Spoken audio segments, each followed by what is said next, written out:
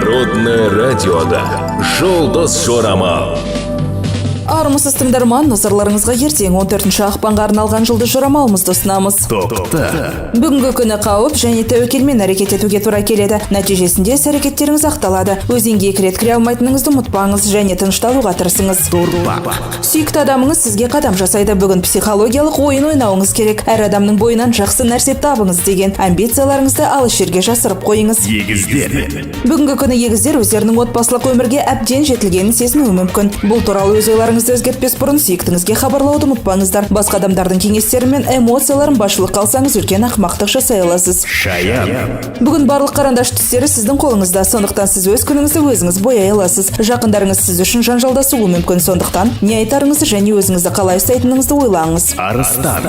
Бүгін бұрын соңды болмағандай тыныштық сақтайсыз. Дүкенге бармаңыз, ақшаны сұраптау мағынасыз болып шығуы мүмкін. Бикеш. Бүгін сіз лотерея билетін сатып алу тәуекеліне бара алатын күн. Жұмыста барынша берілгендік қажет болады. Жүрегіңіз көңілсіздікке шаншылады. Тараза. Отбасыңызбен өткізуге болатын керемет кеш. Тараза, сіз әуе диірмендермен ұзақ уақыт күресіп келесіз, оны әлі де сезіне алмайсыз. Бүгін Тараза жолында жоспарларыңыздың орындалуына кедергі болатын біреу пайда болатын сөзсіз. Сондықтан маңызды жоспарлар жасамаңыз. Сары шаян.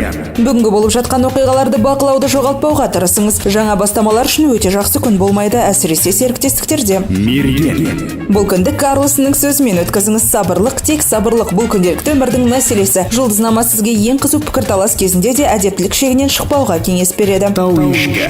Шетел тілі курсына жазылыңыз. Бүгін тәуешкілер ережелерге қайшы келіп, барлығына қарсы келетін нәрсе жасағысы келеді. Бірақ қоғам сізден күшті болады, сабырлы болыңыз. Су құйғыш. Бүгінгі таңда жеке мәселелерді шешу сәтті болады. Су құйғыштар үшін бұл кешті тыныш жағдайда өткізу жақсы, мысалы теледидар көру немесе кітап оқу. Балықтар. Бүгінде жұлдыздар балықтарды тыныш отырғызуы екіталай. Мұқият және абай болуыңыз керек, өйткені қауіп күтіп алуы мүмкін.